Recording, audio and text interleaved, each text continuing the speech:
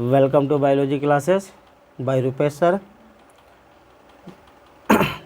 आज हम इस क्लास में क्लास 11th के लिए लेकर आए हैं किंगडम एनिमलिया। ठीक है, आज हम लोग देखेंगे क्या बाबू, तो किंगडम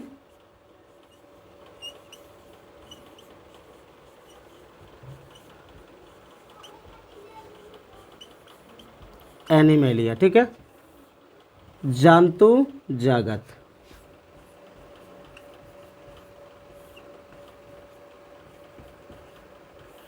अब जंतु जगत जो है क्लासिफिकेशन के दौरान, जीवों के वर्गीकरण के दौरान एक कहेंगे कि किंगडम पढ़ना है हम लोग को जंतु जगत के रूप में।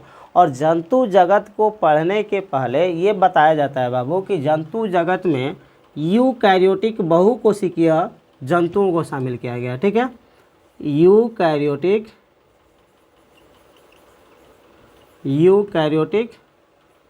ठीक है, multi cellular eukaryotic multi cellular animals.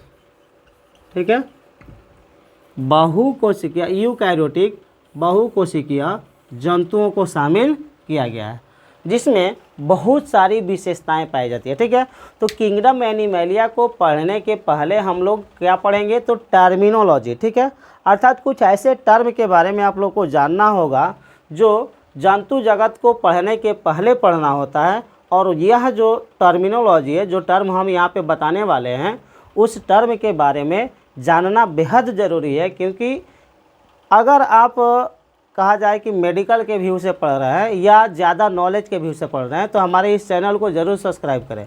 क्योंकि आपको यहाँ पे क्लास 11th का NCERT जो है वह मतलब कहा जाए तो लाइन बाय लाइन कवर किया जाएगा। ठीक है, और किया भी जा रहा है। देखेंगे आप लोग इस वीडियो में भी कि क्लास 11th का जो NCERT है, ठीक है, बायोलॉजी वाला, तो NCERT का जो बुक है उसमें जो किंगडम एनिमलिया है, अर्थात चौथा जो चैप्टर है, ठीक है, NCERT का 4th चैप्टर है kingdom Animalia.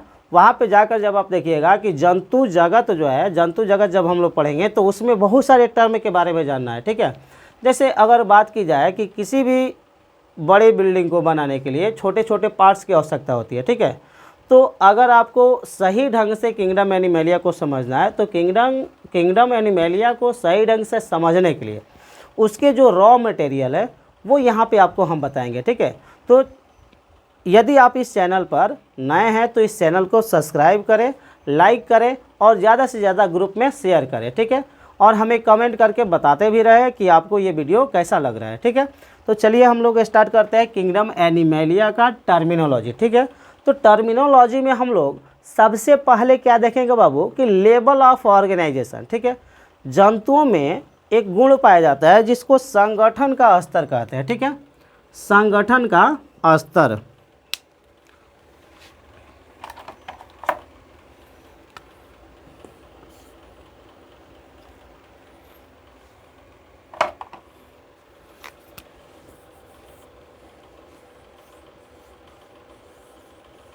Level of organisation, संगठन के स्तर।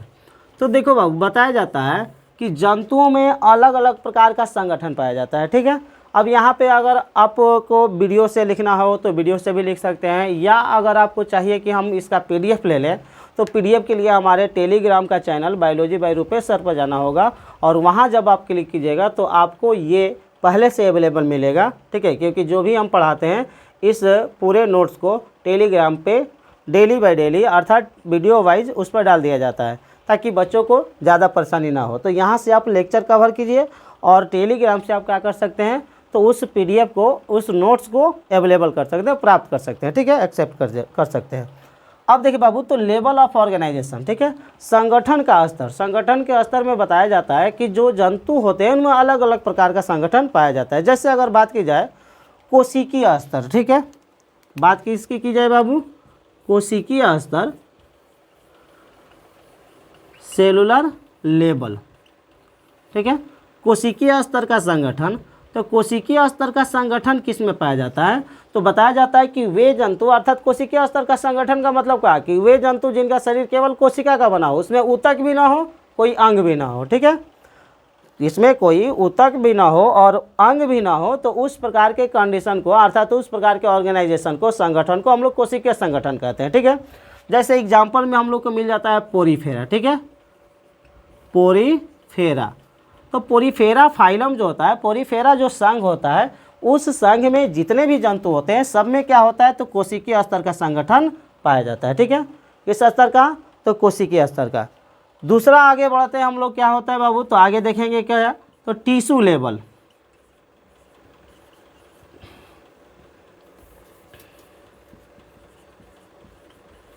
टिश्यू लेवल, ऊतक स्तर का संगठन।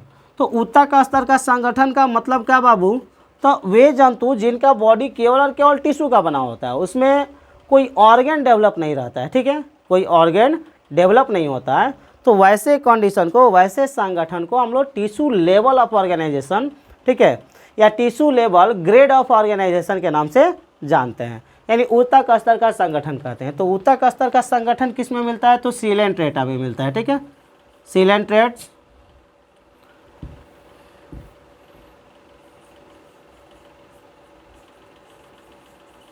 सीलेंट्रेट्स, ठीक है।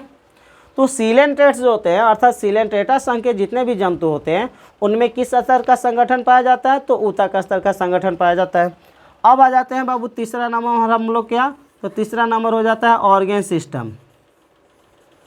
Organ system grade of organization या ऑर्गेन सिस्टम लेवल, ठीक है, ऑर्गेन सिस्टम लेवल यानी अंग तंत्र स्तर का संगठन, ठीक है।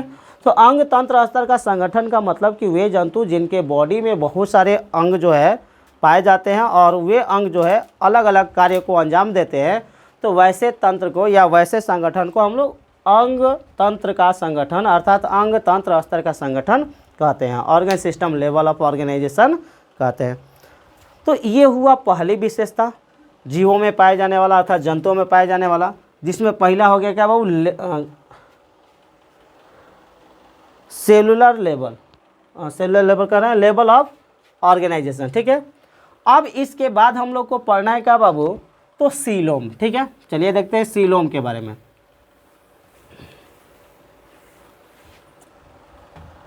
क्या देखेंगे बाबू? सीलोम, सीलोम, इसको हिंदी में कहा जाता है क्या बाबू? तो शरीर गुहा से, ठीक है, शरीर गुहा, या इसी को हम लोग क्या कहेंगे? देह गुहा, शरीर गुहा या देह गुहा। अब कहा जाता है बाबू कि किसी भी जंतु के शरीर में जो खाली स्थान होता है, जैसे अगर एक ह्यूमन बॉडी की बात की जाए तो मान के चलिए कि अगर हमारे शरीर से लीवर, किडनी, हार्ट, फेफड़ा इन सबको बाहर निकाल दिया जाए, ठीक है, तो जब बाहर निकाला जाएगा तो एक खाली जगह बनेगा ना। जैसे मान के चलिए कि ह्यूमन बॉडी जो है, अगर आपको बात की जाए कि ह्यूमन बॉडी, तो ह्यूमन बॉडी में एक धड़ पाया जाता है, ठीक है, एक क्या पाया जाता है बाबू? धड़ पाया जाता है, जिसको हम लोग ट्रंक कहते हैं। अब इस ट्रंक के अंदर एक खाली जगह है ना, जिसमें बहुत सारे अंग क्या हुए हैं? भरे हुए हैं, ठीक है। तो इस खाली जगह को ही हम लोग क्या कहेंगे? सीलोम कह सकते हैं। इसी को हम लोग क्या कहेंगे? तो बॉडी कैविटी कहेंगे, बॉडी कैविटी, या इसी को हम लोग क्या कहेंगे बाबू? तो विसेरल कैविटी कहते हैं, ठीक है, ये हो गया। तो बॉडी कैविटी का मतलब कि जंतु के बॉडी में पाए जाने वाला खाली जगह, ठीक है, इतना समझिए कि जंतु के बॉडी में पाए जाने वाला जो खाली जगह होता है, उसी खाली जगह को हम लोग क्या कहते हैं? तो सीलोम कहते हैं, बॉडी कैविटी कहते हैं, या विसरल कैविटी कहते हैं, ठीक है। अब कह रहा है कि विसरल कैविटी या बॉडी कैविटी या सीलोम के आधार पर जंतु को 3 ग्रुप में डिवाइड किया गया है, ठीक है। कितने ग्रुप में? 3 ग्रुप में, ठीक है। तो 3 ग्रुप कौन कौन सा है? चलिए केवल सीलोम रहने दे रहे हैं, उसके बाद हम लोग देखेंगे यहाँ पे पहला क्या होता है बाबू। तो पहला जो हो गया वह यहाँ पे हम लोग लिख देंगे कौची? Coelomate, coelomate. सीलोमेट का मतलब कि वे जंतु जिनके बॉडी में वास्तविक सीलोम पाया जाता है। कैसा सीलोम?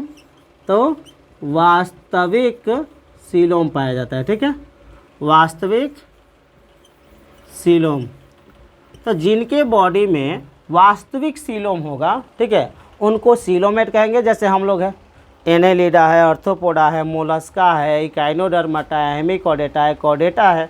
ठीक है, ये सब क्या है, तो ये सब सीलोमेट हैं। ठीक है, सीलोमेट अर्थात देह गुहा युक्त, ठीक है, शरीर गुहा युक्त। दूसरे की बात की जाए अगर, तो दूसरा क्या होगा बाबू, तो दूसरा होगा pseudo coelomate. Pseudo coelomate. Pseudo coelomate का मतलब कि वे जंतु जिनमें वास्तविक सीलोम नहीं पाया जाता है। ठीक है, अल्प विकसित सीलोम। अल्प विकसित का मतलब कि पतला सा धागे जैसा खाली जगह पाया जाता है। ठीक है, तो उनको हम लोग क्या कहेंगे, स्यूडो सीलोमेट कहेंगे। क्या कहेंगे बाबू, स्यूडो सीलोमेट। और स्यूडो सीलोमेट में एग्जाम्पल में क्या मिलता है हम लोग को, तो एग्जाम्पल में मिलता है क्या बाबू, प्लेटीहेल्मिन्थेस। क्या मिलता है, प्लेटीहेल्मिन्थेस। ठीक है, प्लेटीहेल्मिन्थेस। ठीक है, ये स्यूडो सीलोमेट होते हैं। ठीक है, तीसरा जो है वो होता है ए सीलोमेट। ए सीलोमेट।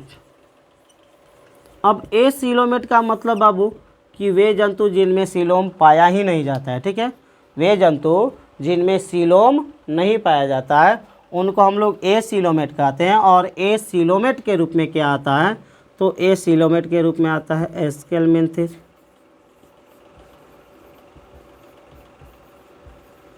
ठीक है, ये हो गया। तो ये हो गया दूसरा पॉइंट हम लोगों का सीलोम। तीसरे पॉइंट की अगर बात की जाए तो तीसरा पॉइंट आता है सीमेट्री। ठीक है, सममिति।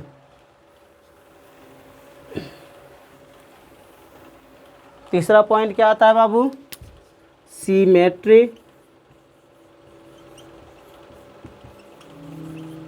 सीमेट्री हिंदी में इसको हम लोग सममिति कहते हैं। ठीक है, सममिति का मतलब क्या होता है, तो सममिति किसे कहते हैं बाबू, तो बताया जाता है कि जंतुओं के अंगों के बीच के ज्यामितीय संबंध को। ठीक है, जंतुओं के अंगों के बीच के ज्यामितीय संबंध को, ज्यामितीय संबंध का मतलब कि geometrical relationship, geometrical relationship between organ is called क्या, सिमेट्री।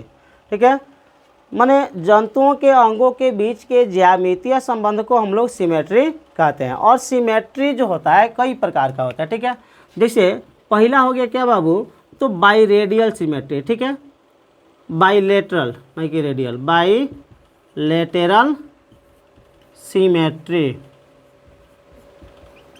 Bilateral symmetry. अब बाईलेटरल सिमेट्री क्या होता है, ठीक है, बाईलेटरल सिमेट्री का मतलब कि जब किसी जंतु के शरीर को एकदम बीचों बीच से काट कर दो बराबर भागों में क्या कर दिया जाए, बांट दिया जाए। यानी जब किसी जीव को केवल एक अक्ष से दो बराबर भागों में काट दिया जाता है तो उस कंडीशन को हम लोग क्या कहते हैं, बाईलेटरल सिमेट्री कहते हैं। और उस जंतु को बाईलेटरल सिमेट्रिकल एनिमल कहते हैं। ठीक है, उस जंतु को बाईलेटरल सिमेट्रिकल एनिमल कहते हैं, जैसे कॉर्डेटा। ठीक है, एग्जाम्पल में क्या आ जाएगा बाबू, ये चोरदाता नहीं है, ये कॉर्डेटा है। ठीक है, कॉर्डेटा एग्जाम्पल में आ जाएगा। दूसरा जो है बाबू वो होता है रेडियल सिमेट्रिकल या रेडियल सिमेट्री। Radial symmetry. ठीक है, रेडियल सिमेट्री का मतलब, अब चलिए यहाँ पे फिगर को समझिए। जैसे मान के चलिए कि कोई जीव जो है एकदम राउंड शेप में है। ठीक है, तो राउंड शेप में है तो इसके शरीर को हम लोग किसी भी एंगल से काटेंगे तो दो बराबर हिस्सों में बटेगा ना। इस जंतु को किसी भी एंगल से हम लोग काटेंगे तो दो बराबर हिस्सों में बटेगा। तो जब जंतु के शरीर को किसी भी एंगल से काट कर दो बराबर भागों में बांट दिया जाता है तो उसी कंडीशन को हम लोग क्या कहते हैं, रेडियल सिमेट्री। हिंदी में इसको कहा जाता है अरीय सममिति। अरीय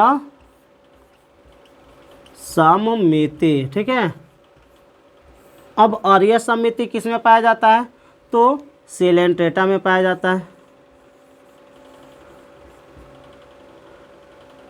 सेलेंट्रेट्स इसके अलावा टिनोफोर्स,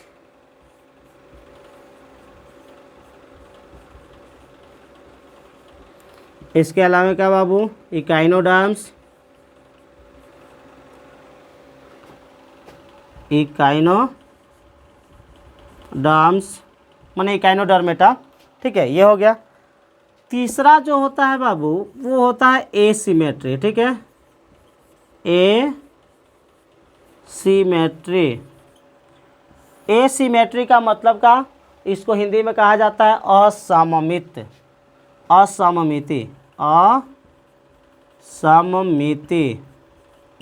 असममिति का मतलब क्या बाबू, अब देखिए जैसे मान के चलिए कि कुछ ऐसे भी एनिमल है किंगडम एनिमेलिया के अंतर्गत आने वाले, जिनका बॉडी जो होता है क्वाइल्ड होता है, देखा ये एकदम ऐसा, ठीक है, जलेबी का जैसा। ठीक है, अब मान के चलिए कि ऐसा अगर बॉडी है किसी जंतु का, तो इसको किस एंगल से काटेंगे, मान लीजिए किसी भी एंगल से काटेंगे तो इसका बॉडी दो बराबर भागों में बटेगा, बुकनी हो जाएगा, टुकड़ों टुकड़ों में बदल जाएगा। ठीक है, तो असममिति का मतलब कि बाबू कि जब किसी जंतु के शरीर को किसी भी एंगल से काटकर दो बराबर भागों में बांटना असंभव होता है, तो उसको हम लोग क्या कहते हैं, एसिमेट्री कहते हैं। और यह एसिमेट्री किस में पाया जाता है, तो जो स्नेल्स होते हैं, स्नेल्स माने ऐठा ऐठी, देख ले होंगे, ऐठा होता है, ऐठी होता है, बहुत सारे होते हैं, घोंघा वगैरह। ठीक है, तो जो स्नेल्स होते हैं उनमें क्या होता है, तो एसिमेट्री का कंडीशन पाया जाता है। तो आज के लिए हम इतना ही देखेंगे।